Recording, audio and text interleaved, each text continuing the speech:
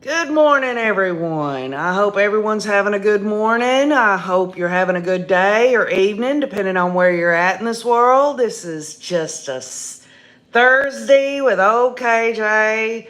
I've gotten everything mixed up. It's usually Mondays, Wednesdays, Fridays, but KJ's trying to creep her way back into this connection that we all want to have, and that is to stay together so that we can all go through the Chad Chin a-hole trial there coming up April 1st. We've all got our own names for him now, don't we? So anyway, good morning, everyone. Good morning, Chris Arnett and Bean Sprout. Good morning to you, Mark McGarry. Hello there. How are you, Mr. M? Don Spencer, Tanya C, Fancy Nancy. Good morning. Bonnie Shaw, hope you're enjoying that coffee cup, Fancy Nancy. Anyway, we got some news.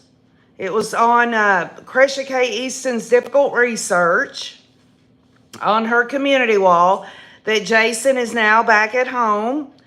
There's some issues there that as many people in this country anyway, we're not getting the kind of medical help that we feel like we deserve. I think Jason and Krish has been down the road on this, and they're probably throwing their hands up in the air and a bit frustrated.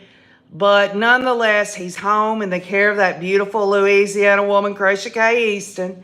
And I'm sure they'll find a way to get the kind of medical help that him and everyone else deserves. Because I'm going to tell you, y'all, in today's time, it's all about insurance premiums. It's all about, let me stick you on this medicine because the pharmaceutical company over here is going to give me a trip to Tahiti or whatever. Nobody gives a shit about anybody's medical care anymore. Now, don't get me wrong. Y'all, I'm sure there are a few people on here that's got good doctors or good hospitals. I'm not putting them all in one basket. I'm just saying, it's been my experience in my 52 years of life that the medical community and medical in general is in the shitter for OKJ, okay? Good morning, Philly. I am feeling better, Philly, obviously. I don't look better, but I do feel better. Fancy Nancy says, I love my coffee cup. It reminds me to pray for pray for the victims' family members. Ariel the Mermaid. I have been MIA because in October I found out I was pregnant. If any Rays have any ideas for a little girl, let me know. I saw that comment, Ariel. Congratulations. Mama mia. Mama mia. Ariel the Mermaid's gonna be a Mama mia. I'm so happy for you. Good morning, Maria P. Vix Tex. Yeah, Vix Tex. Follow the money. You can follow the money about any subject in anything that you want to talk about. It's always been, y'all. I know it sounds so cynical, but when it comes to things going out here in the world, it always seems to go back to money. And that's a good thing that you brought up there, Vix Tex, because it kind of reminds me of what we were talking about on Tuesday. And y'all know as well as I do, we're liable to talk about anything. And when I get to talking about something, I get on this train of thought that I'm not going to unload myself and get off and go to another train there until I've dang seen it all the way down the track. So, obviously, we talked about lawsuits and all of this and that on Tuesday. Well, I guess I need to wrap it up today. So we will be talking about several cases. Some worse than others. NF Mom says, finally getting a hospital after people fighting it for 3 years. We were the only county in Wyoming without a hospital facility. Well, there you go, y'all. This is just a perfect example of all over the United States. I don't know about the world, but I'm sure there's a lot going on there too. That, I can sit here and say the medical care sucks, and yet NF Mom's just thankful to have a hospital that NF Mom can go to. So there's all different views, all different looks about all of it. Fancy Nancy says, congratulations, Ariel. Blessings. And let's continue to keep Ariel and Jason and Cresha in our thoughts and prayers. Robbie Martin, hello there. So anyway, y'all, when I talked to y'all Tuesday about, that I felt like Melanie Gibb and all these other people that knew what was going on, and then I compared that with other cases where people are being able to successfully file lawsuits. It really did come down to the state laws there, and even on a federal level, what someone can do and what they can't do when it comes to lawsuits. As many of you know, today, they're going to have a hearing for Jody Hillebrand on a preliminary injunction review. It's a hearing, and her attorney last week, I think the end of last week, had said, let's have this in camera. And then y'all know I bitched and complained that we want to see where the money's at. Right, VixTex? But it's going to happen today, and unless they put it off, I mean, it was scheduled for February 1st, and so, something's going to happen with that. We know that the 5th District implemented a temporary restraining order against one of the 2 women involved in the 8 passengers child abuse case, obviously. Restricting her from selling her house, her big $5 million home. Kevin Franke, father of the children abused by his wife Ruby Franke, and Jody Hillebrand filed the motion on January the 12th, asking the court to stop the sale of Hillebrand's house where the abuse occurred, to ensure there would be money for her to pay restitution to her 2 children. Now, Kevin Franke is requesting Hillebrand's assets be used to pay for the medical and therapeutic care for the abuse of 2 children. Those children have undergone medical care, psychological assessments, and mental health treatments to help them recover from the abuse they faced. They will need long-term care well beyond Hillebrand's scheduled February sentencing, the court documents state. And according to the court documents, once the case concludes around September of 2024, y'all remember they're going to be sentenced. Both of them are going to be sentenced here, the middle of February. And then it's up to the corrections there to decide how long they're going to be in there. The cost for the care the children need will fall upon the children and their father. Now, let's just keep in mind, when I said September of 2024, this was before we realized that they were going to do plea agreements. So this is old news. I am talking about this old news because I want to bring something else to your attention. What about this trial coming up in July of Tracy Ferreter? Okay, we know her husband's already in the slammer. He's been convicted of child abuse. We're putting their son in a freaking box. And the bottom line is who in the hell? Who in the hell is going to pay for his care? Is there a lawsuit that's going to be filed? Or is the taxpayers going to once again have to pony up for what? It was 11 weeks in Florida, that the state of Florida, there's prosecuting team said, well, this has been going on in Arizona, but we got them in our jurisdiction. The bottom line is Tracy Ferreter is going on trial in July, and her husband's already convicted. Who's going to file a lawsuit to help that young man? If anyone thinks that young man, after being put in that damn box and having to shit and piss in a bucket, is all right now and he can just go on with his life, we all wish him the best. We wish all children of child abuse and all of that, we pray, we hope that everything's going to be okay. But it's just a point I'm trying to make and wrap up on this whole ordeal. And really this comes back to, y'all, justice through understanding. And the reason I bring that phrase into it is because, we're looking at an adjudication process of a criminal case. All right. And we're looking at other cases that are criminal in nature, that, we try to do some application and this and that. But the bottom line is that what is justice?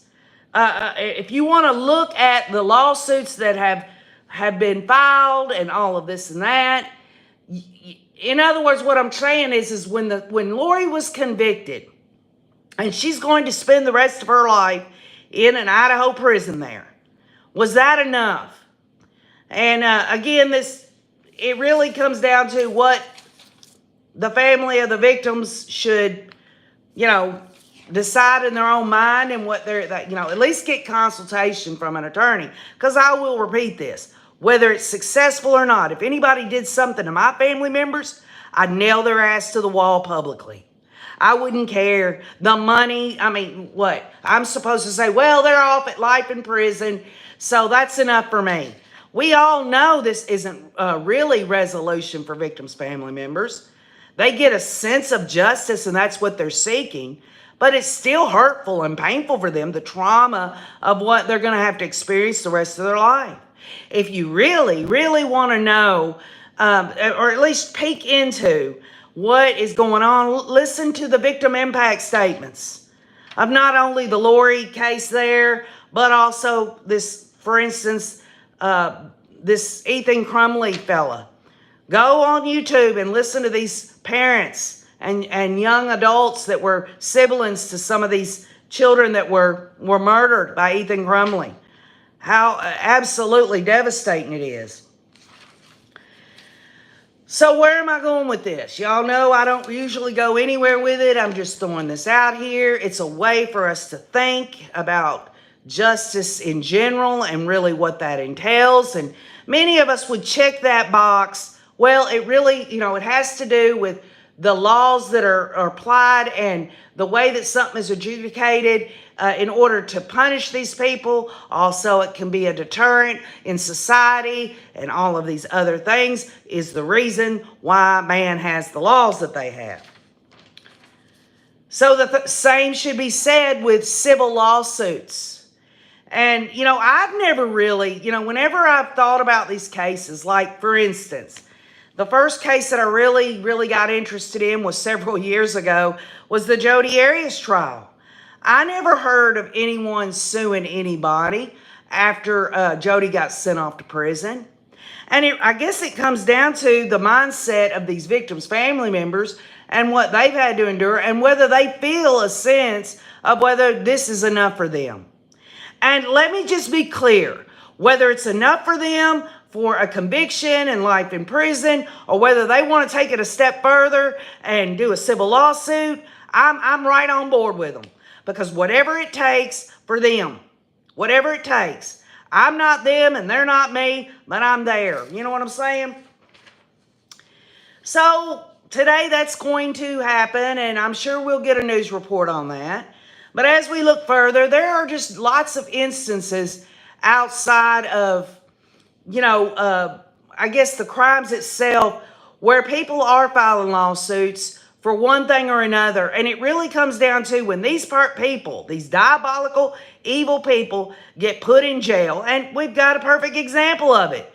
Chad Daybell's attorney can't damn get any more blood money from him, right? So, it really comes down to, what are these evil people? What kind of money they got? Jodi Hillebrandt's got a $5 million home there, right? People are saying, okay, they're going down the road. They're going to be incarcerated. And, let me get my just dues, whoever or whatever the situation is. Unrelated to Jodi Hillebrand, unrelated to Lori and Chad, and really just a kind of a little smidgen of what I am discussing. A Utah family blames Corey Richens, who has been accused of fatally spiking her husband's cocktail with fentanyl, for their near financial ruin since buying from her a remodeled house that they say they've had to evacuate because of hazardous levels of mold and an onslaught of mysterious medical problems. There was no trying to right any of the wrongs that she had thrown at us, said Tyron Wright, 38, in her interview about her lawsuit against Corey Richens. were just innocent bystanders to her path of destruction. Okay, so this has got nothing to do with Corey Richens murdering her husband, but it has everything to do with what kind of assets and money and wrongdoing that Corey Richens did outside of the situation. I mean, let's just stop for a minute, okay? We know Chad Daybell did insurance fraud. We know that Lori, she defrauded the Social Security Administration. And that stuff's going to have to be paid back one way or the other. And that's not got anything really per se to do with the murder other than to say those were motives to get the money. So this couple, they were done wrong from real estate that Corey Richens had sold them. And really it comes down to, if these people, all right, Corey Richens, if she's going to do something like that to her husband and thinks she's going to get away with it, her mind's not right. And if her mind's not right, or her morality is not right, or whatever, that can spill over into other areas and hurt other people. So these people they have filed a lawsuit against her. I don't know how it's going to end up. Some would say, well, that's really... KJ, we're talking about people losing their lives, and here's a couple that, they were basically defrauded of their home, and maybe they've got health conditions because of it and all that, but that's not really murder. That's not really what we're doing here, KJ. Well, it does have something to do with it, because this goes back again to justice and true justice. And these people that are put in jail cells, not only are attorneys like John Pryor and others wanting to get the money, whatever it is, the bottom line is that there's a frenzy. It's a frenzy. Blood in the water, if you want to look at it that way. Hey, these people are incarcerated. Jody Hillebrandt's assets have been frozen. Kevin Frankie thinks they need to go to him. Well, what about other people? What about other people that have a legitimate reason for when Jody Hillebrandt's $5 million home is sold, that they get a piece of the action? Does anyone believe that Jody Hillebrandt did not have any debts at all? Okay?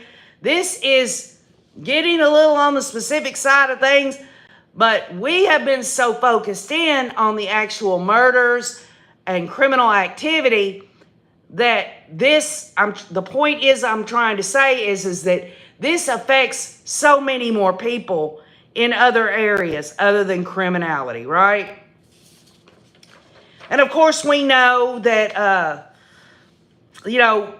Corey Richens' sister-in-law is been deemed the trustee of Eric's estate and all that, and Corey Richens has filed stuff with her attorney to try to hold on to that money and all this and that. But, it really comes down to this. How about this, y'all?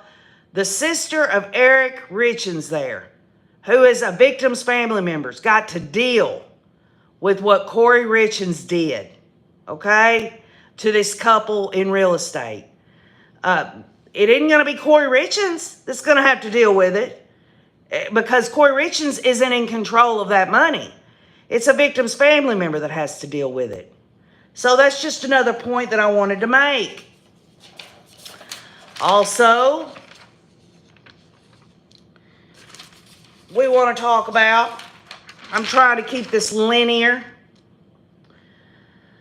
When we talk about this would be a completely inequitable result, that the victims and victims' families would have to pay for their own treatment for injuries caused by Hillebrandt. Well, that's a statement, isn't it? That's a statement. What about the victims' family members? What about them? Is it, well, if the victims' family members do not want to sue, then really, what can we say about that? And what should we think that should be about? Is it because they don't feel like that it rises to that level to them, or what? And then, of course, how about this, y'all? Try this on for size. There was a lawsuit, a wrongful death lawsuit filed back, last year sometimes. And KJ wasn't really keeping up with it. But the Rodens, remember y'all, the Pike County murders, Billy Wagner, he's fixing to go on trial this year. You got his sons in prison now, along with Angela Wagner. The Rodens are dropping a wrongful death lawsuit, at least for now, against the Wagners in the 2016 Pike County massacre. The attorney for Tony Roden, administrator of the victims' estates, filed a notice of voluntary dismissal without prejudice Thursday. That means they reserve the right to refile the same lawsuit at a later date and definitely plan to stress the attorney. They're going to refile it. And the reason is because one of the people that was on this wrongful death lawsuit happened to be the Frederica Wagner, 76, and Angela Wagner's mother, Rita Newcomb, which was 65, were accused of helping to cover up the killings.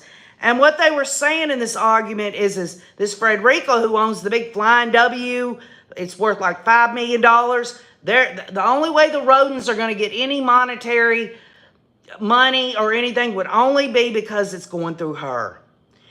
And of course, her attorney stepped up, and I'm sure her attorney's getting a little bit of money too to step up to say she wasn't the actual ones that killed any of these Rodens, and that, you know, she was cleared of all this, but she pleaded guilty to a reduced misdemeanor charge of obstructing official business in 2019. But all the other charges were dropped against her. Her attorney recently asked the court to dismiss her on one of the defendants in the suit. She owns the massive Flying W ranch worth millions and could be the only defendant the relatives could seek any damages from. The rest are mostly in jail or prison. So the Roden family are basically, I can read, the forest through the trees there. They're going to have to wait till old Frederica there passes away. Who is she going to leave that asset, the big ranch there to? Is she going to leave it? She's only got, was it Billy and her grandsons and all that? So they're going to have to wait for her to die. And I guess, really, common sense says that now that this has come up and she knows that eventually they're going to go after that ranch, she might sell it and do something with the money. She might try to hide the money. She might try to, there's all kinds of, she might try to sell it and help fund Billy Wagner's defense or whatever. But make no mistake, y'all, we're talking about a whole family, the Rodens, wiped out. And this Tony Roden has a right for a wrongful death lawsuit against them. And whether or not someone would think that she should be held liable because of, somehow she just obstructed and all of that, what's that got to do with murdering all these family members? I see that. I understand that. But again, this goes back to all of these murders that happen in the United States, and I'm sure in the world, where there are situations where the murder victims or the murderers themselves, the bottom line is some people will never get that monetary, right. Because I do believe if it's on the books, it says there is no power but that of God, and the powers that be ordained of God. And the power is what, y'all? The laws on a local, state, and federal level. So, I don't have to know exactly how God works and all that, but I do understand what authority is. And so, for some that would say, well, KJ, the scripture says that, you really shouldn't sue people. You need to go to them and try to work it out peacefully and all this and that. Does anybody think that Billy Wagner or Tracy Ferreter, or how about this, y'all? How about Tim Ballard, who's in the middle of he's got lawsuits up the freaking ass. Any of them want to, well, let's just, this was a wrong that I did. Here you go. Here's some money. Y'all, it ain't going to happen. It just ain't going to happen. Operation Underground Railroad founder Tim Ballard responded to recent allegations through his attorney on Tuesday, which is 2 days ago. The response comes amidst lawsuits filed against Ballard, including one by Celeste and Michael Bories, alleging financial misconduct and exploitation. In the filing, Ballard's attorney characterized the Bories' complaint as part of an orchestrated media campaign aimed at damaging Ballard's reputation and pressuring him to pay money. This response is just the beginning of our work to expose the false claims and financial motives of Celeste and Michael Bories and to reclaim the reputation Tim Ballard earned as a leader in the fight to protect women and children from trafficking, the statement said. According to the statement, his attorney argued that the timing of the allegations coincided with rumors of Ballard's potential Senate run, suggesting a deliberate attempt to damage his credibility. She also suggested that the accusation aimed to divert attention from combating human trafficking, a cause Ballard is known for. Celeste Bories, in her lawsuit, claims her involvement in Operation Underground Railroad's couple's ruse led to her marriage to fall apart.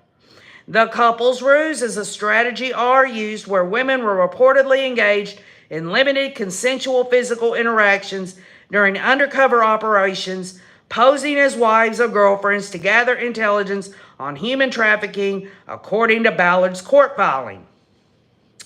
Ballard acknowledges that Celeste Bories approached him for undercover work and that his organization employed the couple's ruse. He maintains that Bories continued working with him up until a couple of weeks before her lawsuit was filed and never reported any assault. Ballard refutes causing any rift in Bories' marriage, claiming that Celeste Bories expressed hatred toward her husband, citing abuse and financial control. Ballard's response denied the allegations and cited previous statements by her, including a letter from September 25th of 2023 defending his behavior. The statement cites a letter from her in which she wrote, quote, "I've been working with Tim Ballard for almost 1 year. I have felt safe being Tim's partner in every operation I have been on. I have never been taken advantage of. He has always respected me, all the other operators around me." New evidence revealed interactions between Ballard and Bories, including messages with Ballard's psychic and a letter from his Latter-day Saint bishop vouching for his character. However, text messages imply that the bishop withdrew support due to church concerns.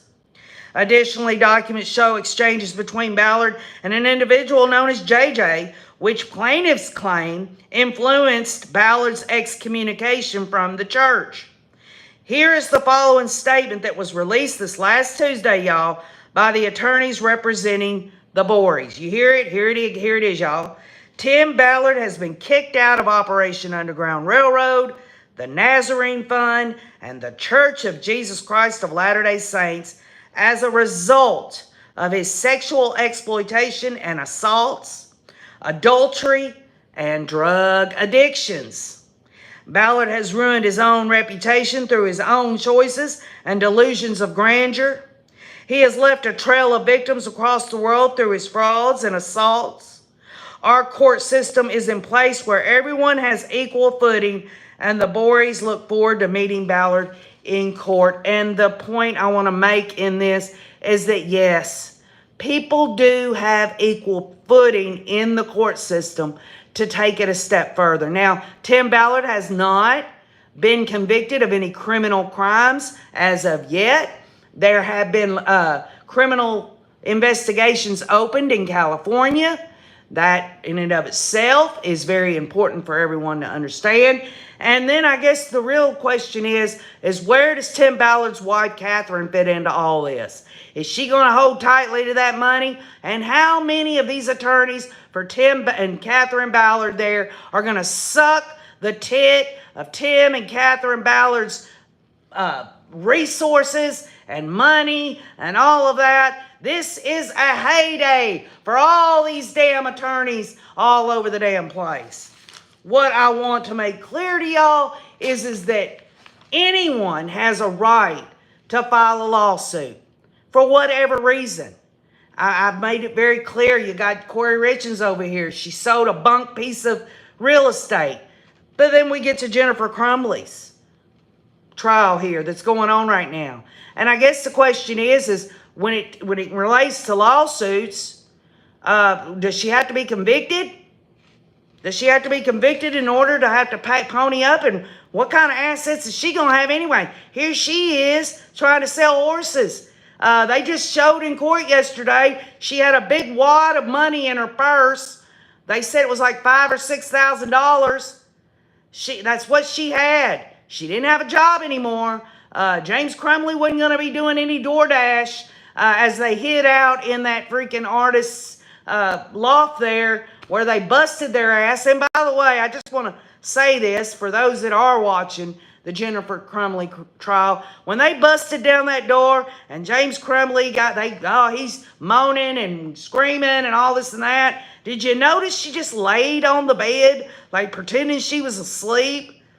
The woman is got serious issues. And now I know why. And don't get me wrong, medications can help people and all that, but when they emptied out that purse, she had Xanax. She had other medications in there. And I don't know if she was abusing them. They were prescribed to her. Just because something's prescribed to somebody does not mean that they're properly taking it. And by the way, when they went into their house and was doing a search warrant in their house, they found a jug of whiskey by Ethan Crumbley, 15-year-old Ethan Crumbley's bed. Oh, the parents didn't know anything about that. Well, I'll tell you what, when they knocked down the door and there was a table sitting there, they had vodka sitting on it too.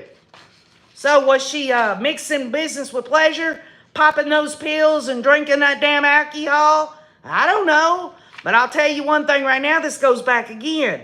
This goes back again to when people do things that they get busted for criminally, their minds are not right. However, whether it's mental illness, whether it's evil, whatever the reason that they go out here and do this crazy ass shit, the bottom line is that it spills over into other people's lives as well.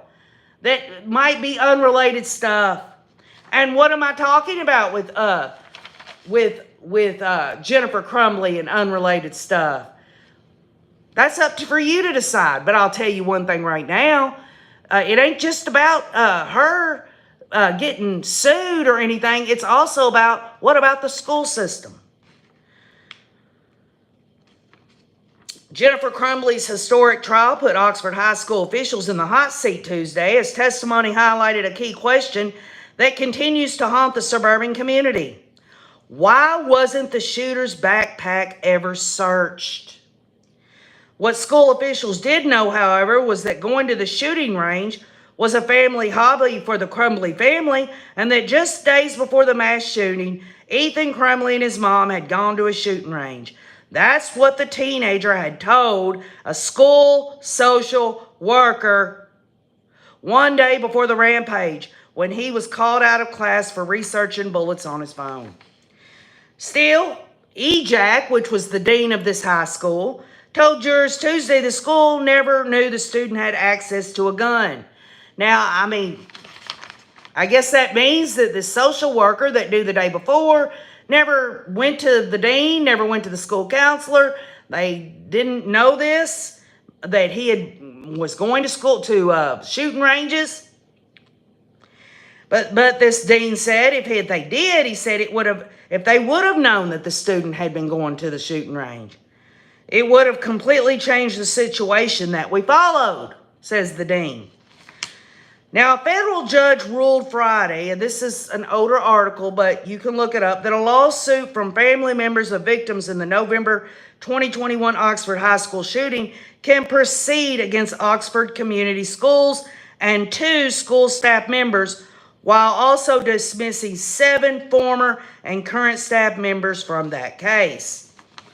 Judge Mark Goldsmith in the U.S. District Court in Detroit ruled against requests to dismiss the school district along with Sean Hopkins, who was the counselor, who was an Oxford counselor at the time, and Nicholas Ejak, the school's dean of students. Goldsmith wrote that the attorneys for the victims' families have plausibly argued that Hopkins and Ejak knew shooter Ethan Crumbley posed a risk to Oxford and failed to address that risk. The ruling does not mean that the district or the staff members have been found liable. It means that the attorneys on both sides can move forward in finding more information, the process of discovery, to try to prove or disprove their case. The report released Monday, this was after that they were talking about this lawsuit was filed and everything. But the report released Monday examines the high school's current threat and suicide assessment procedures, as well as safety and security policies. The report found that Oxford's policies largely follow leading national best practices, but pointing out some improvements, including an inconsistency in how often staff ask students assessed for threats about access to weapons. In other words, there's this kind of protocol that these educational institutions have to go by. They said this was around what all this, basically nationwide. It isn't nothing too bad. Well, I guess what? Go on to East Idaho News, okay? Go on to East Idaho News and look, there's an article in there that talks about that they're going to allow, they're taking it to the House floor in Idaho there, they're going to allow people to carry concealed weapons like staff members in the Idaho school systems. And in that article, it talks about that even, it doesn't say about this Crumbley case, but it talks about the threat assessments of the Idaho school system. There are none. There are no protocols in place, okay? So what I'm saying is, in Idaho, they don't have anything to look at, but they're going to arm these staff members. But here in Ethan Crumbley, Jennifer Crumbley, and all of that, the Oxford policies largely follow leading national best practices. So what does that say? The leading national policies there, and yet there was a school shooting. And yet here is Idaho saying our solution to all of this is, to me, this is the way I see it. If somebody wants to shoot up a school, we're going to tell you there are people that could be walking around that'll blow your ass away. Okay, that's what I see. But there are no threat assessments in any of that. So, Teresa says, that is the last thing I would have wanted is one of my teachers to be carrying a gun. Carrie Ann says, I'm sure if the dean knew about him hearing people in this house or seeing demons, they would have handled that day differently. In that article, they only talk about the gun range. But you're right, Carrie Ann, and how you doing? How's the kiddos? I think they should carry weapons in school, says Sandra Lavalle. Well, Sandra, everybody has their take on all that, and I try to steer clear of, people have got real strong views, whether it's about the death penalty or guns or, sex, religion, all of these things. I try to do that. But we're looking at this. I'm trying to be specific. I'm trying to, not really go into all of that. But if anybody wants to know, the bottom line is that there are very capable people that are in the school system that are responsible, that can take these classes and do everything appropriately. I mean, if they've got these resource officers there, people are saying, well, as long as it's not a teacher or a staff member, if it's an officer, a resource officer, I'm okay with that because they've had training. So there's all kinds of different views about all of that. The bottom line is that in Jennifer Crumbley's trial, it has been shown that the counselor was on the stand, the dean was on the stand. They know they're being sued right now, and whatever testimony that they're going to give in Jennifer Crumbley's trial could be used moving forward, as this appellate judge says, for discovery or anything else. Carrie Ann says, schools around here don't let kids carry backpacks to classes. Well, the thing about it is, Carrie Ann, and I get it, and I understand why you say that, but the reason that those students on that day, all of them were carrying backpacks because it was during COVID and they weren't allowing the kids to use the lockers. I'm sure they didn't want the spread of any of that going into the lockers. They had to keep them sanitized. The bottom line is he had that gun in his backpack. And y'all, I have my opinions. I honestly believe that the school bears some of this. I believe Jennifer and James Crumbley also. I believe they should get convicted of involuntary manslaughter. Because this is the reason why, y'all. Because some people would say, well, KJ, they just wanted to think the best of their son. They didn't want to think, who wants to think something like that, right? Well, you can't go through a legal system and be held liable for something and not be held liable for something by saying, I just didn't know, or I couldn't have thought that in a million years, or even if some professional came in and said Jennifer Crumbley and James Crumbley, they were living in denial. That can't be something that will get them off the hook.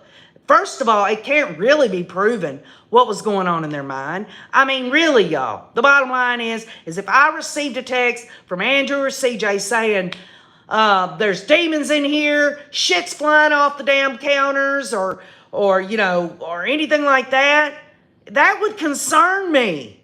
I would really, and it ain't about calling one of them an oopsie, because they're not, but in this case of Jennifer Crumbley, she's calling her son weird, and he was an oopsie baby, and all this and that. The bottom line is that, what I would do as a parent, and most of y'all would do, I feel like most everyone on here, and this is just my view, are good parents, or good grandparents, or just good people, really, even if you don't have kids. But there are people in this world right now that can sit there and say, well, I didn't know that was against the law. This is why ignorance of the law is not an excuse, because maybe they really were ignorant and didn't know that something was against the law. But how's anyone really going to know that? Anyone could use that excuse to get out of what they did, They could not make the Crumbleys take him home, but they could call CPA and the law. Right, Donna Donald. I think all of us could agree. Some of y'all aren't watching that trial, and I get it. And I'm trying to, I've got an overview point in all of this that relates to the Chad Daybell trial. But I think we all would take our child home. You'd have to stop and think, okay, those jurors are in there right now listening to this testimony of these text messages of what Jennifer Crumbley was saying. Again, y'all, she was telling her lover yesterday, this firefighter guy, she was telling him that, she was blaming the school, and she was also saying, I had not a clue and all this there. Well, just because you put something in a freaking text message, excuse me, too early in the morning,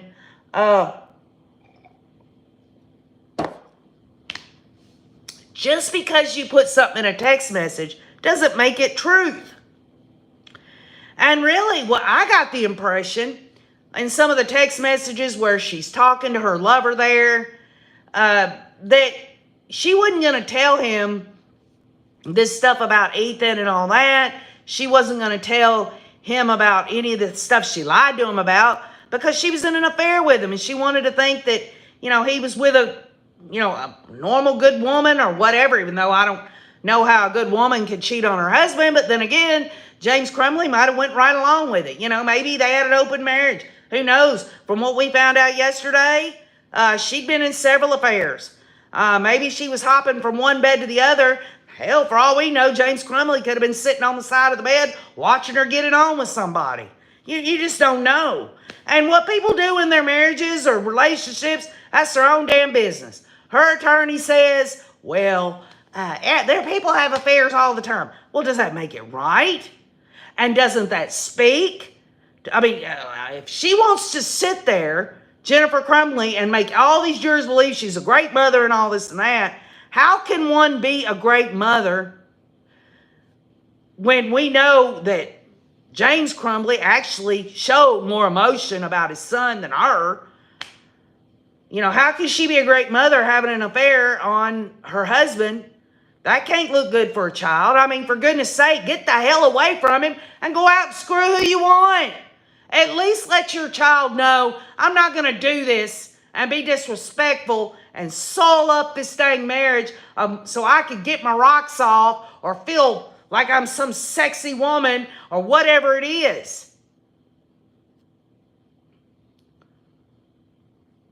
God was wise not to have given me kids, says Maria P. I would be in prison with the way kids are nowadays. Well, Maria P., I guess I could share this with y'all. I share a little bit here and there about myself. I spent several years, I think it was 5 to 7 years, being a substitute teacher for K through 12 and alternative school. And even in alternative school, which that is a place where the kids are in trouble. They don't get suspended. They get sent to alternative school to continue their studies, but they've been in trouble. That was a better place than a lot of these high schoolers who think they can treat people like dog shit, treat authority like dog shit. And guess what? Their parents will show up after their kids have treated the teachers like crap, and the parents will take up for the kid and not the teacher. Now, don't get me wrong. There might be instances, because teachers are not perfect, where something was blatantly done to a child. But I believe in taking the side of the people that are there teaching my children. I mean, I got through it. My kids went through public school. They're adults now. I thank God that there wasn't any issues at all. None. Zilch in school for them. None. Not got suspended. Not got in trouble or anything like that. Maybe some average grades. Maybe a few D's and F's here and there when shit was wrong or they couldn't understand things. But the bottom line is we made it. I made it. And I always backed school authority. Except I was always open, thinking to myself, yes, I'm going to back them 99.999, but there is that 1 percentile where if something a teacher might do out of their own imperfected stuff, I could at least leave myself to believe my child. And my children never came to me and said, Mom, you're wrong for believing those teachers. Or, Mom, they knew. They knew if there was a problem. Whether it was with their studies or anything else, they knew they were in the wrong. So it was easy and it was effortless for me to stick with the faculty and the teachers over my kids doing something wrong. They didn't say, Mom, you're betraying me. I'm telling you one thing and the teacher's telling you another and you'd rather believe the teacher. No, it never rose to any major level like that for me.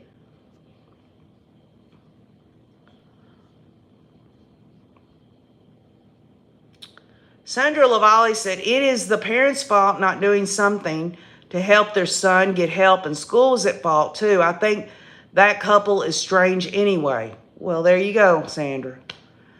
JoJo says, honestly, that boy was wrong all day, but he was showing signs he needed major help. They all failed him. I agree. I absolutely agree with that.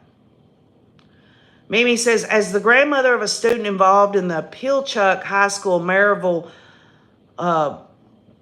Wisconsin school shooting, I want all teachers, and you haven't finished your thought there. Maria P. says, that's the problem with society. Kids have no consequences to their bad behaviors. Donna Donald says, when a teacher reports, she probably will not know all the outcome because other people above you handle it.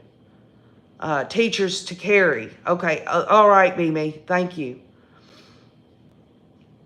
Let me try to put that together.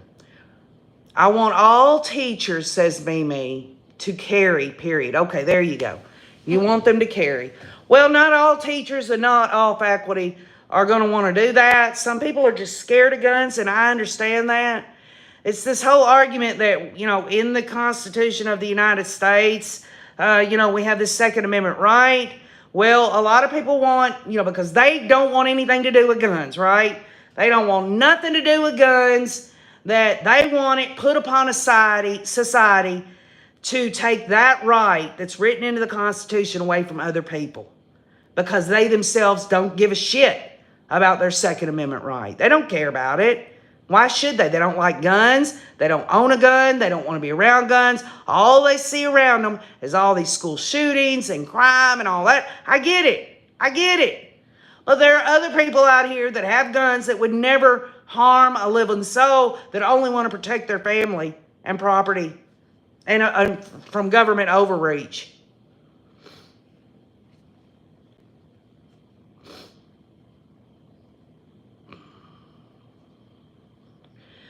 King Swagger says, go hit the gym, bruh. You know, I do. King Swagger, I need to go and I need to at least do some walking. I'm 52 years old and I'm a little overweight. I am. I'm not too bad, but I am a little overweight. I could lose about 10 pounds. But see, here's the problem. King, what's your name? King, whatever you know who you are. King Swagger, there you go. The problem is I live in the South, and I love food, and I love bacon, and I love grease, and I love all these things, right? I love a good shot of whiskey. I love sugar. I love all these things that are not helping me. You know, I try to cut back on all that stuff, but as far as going to the gym, I could go to the gym. I think you could pay like a $7 membership and go to one. But by the time I get my damn old ass out the door, into the car, go all the way into town, because I live here in rural America, I'm talking it's going to take me 20, 25 minutes to get to the nearest damn gym. I'm already wore out. Not only wore out because these people out here on the damn road don't know how to drive, it's just, and then here I am, I'm gung-ho, I want to go to the gym. I go there a couple of times, and then I talk myself out of it, okay? I'm not lazy, I just don't want to do it. I have no enthusiasm, okay? So there you go, bruh.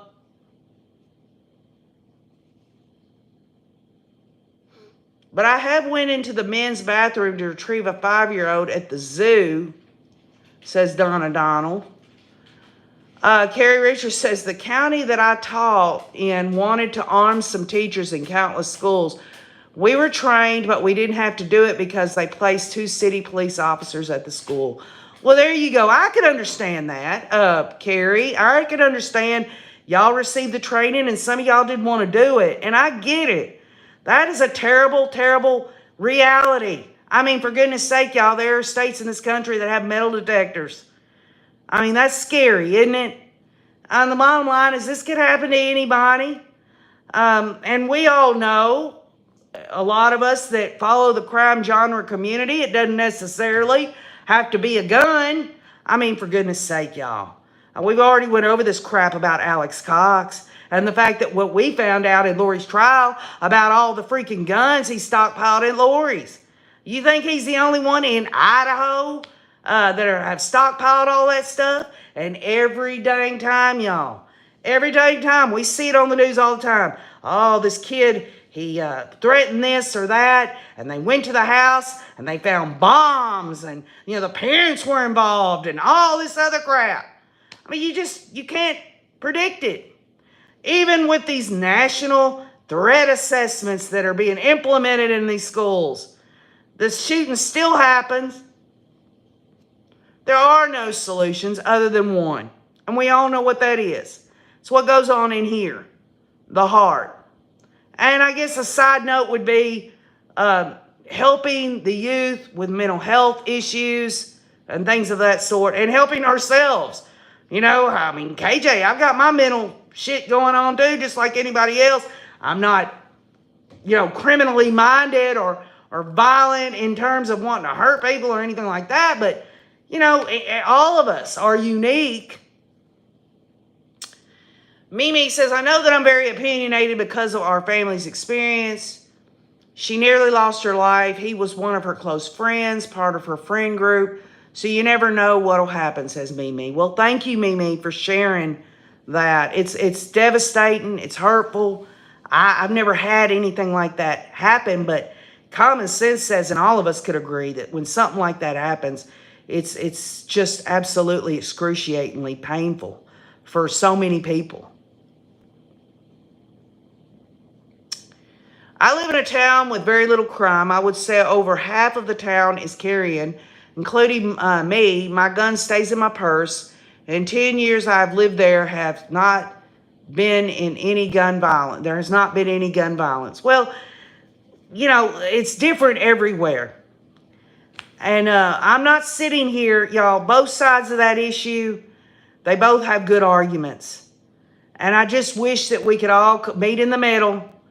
And this side, whichever it is, or this side, you give some, you give some.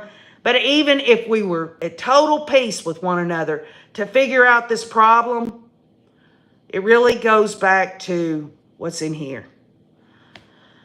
So let's get to it, y'all, quickly. Chad Daybell, he has defrauded the insurance company, wrongful death lawsuit. Tammy's family, would any of them want to? I mean, Samantha William, could she have a good case? You damn Skippy. I know the insurance companies are going to go for Fro. I mean, Chad Daybell don't have no money, remember? Don't have any money. But I'll tell you what, his shit's still on Amazon, isn't it? Could Chad want to do something after he's convicted? Who knows? The bottom line is that there are people out here that are going to look at this situation. I mean, look at this Becky Hill over there at Alex Murdaugh in South Carolina. She knew she could make $100,000. She knew she could do that writing a book before they had to take it off the shelf because she plagiarized. What about the people that she plagiarized against? Don't they deserve a cut of her damn money, huh? She made $100,000 and had to split it with her co-author.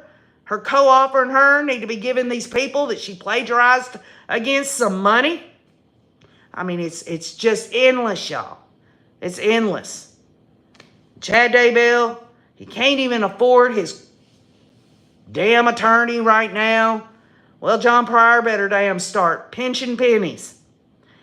John Pryor better start getting with some attorneys. He doesn't have to absolutely get a mitigation specialist if he's privately held, but he better get one. We'll talk about that down the road. Bottom line is that there are going to be people that I'm sure John Pryor's going to try to give this pitch. This is a high-profile case. This could do good for your career if you come on board with me. Yada, yada, yada. Well, you notice he's had that whole year to look for somebody so that the state of Idaho would pay for it. Nobody's stepping up to the plate. Just as there was nobody that stepped up to the plate to bond Lori or Chad out initially when they were given the $1 million bond or whatever. Wonder what they got what they got money-wise from the king and queen.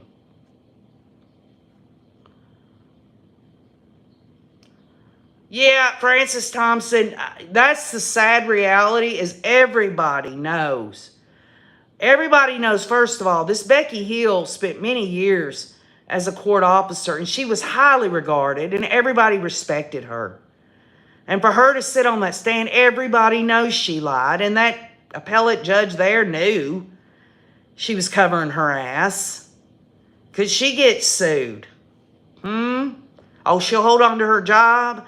Maybe some citizens down there in South Carolina will sue the county there and say, take that damn Becky Hill out of the court system as an officer. We don't trust her. It really comes down to the remedy, right? The remedy of what you want. Can't all be about money, although I would say 99% is.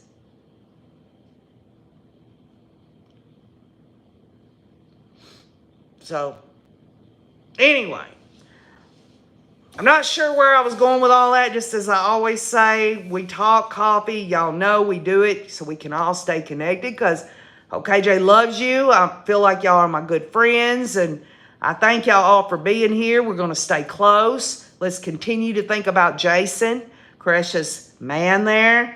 And also Ariel, who's going to be having a little girl, a little cute little girl.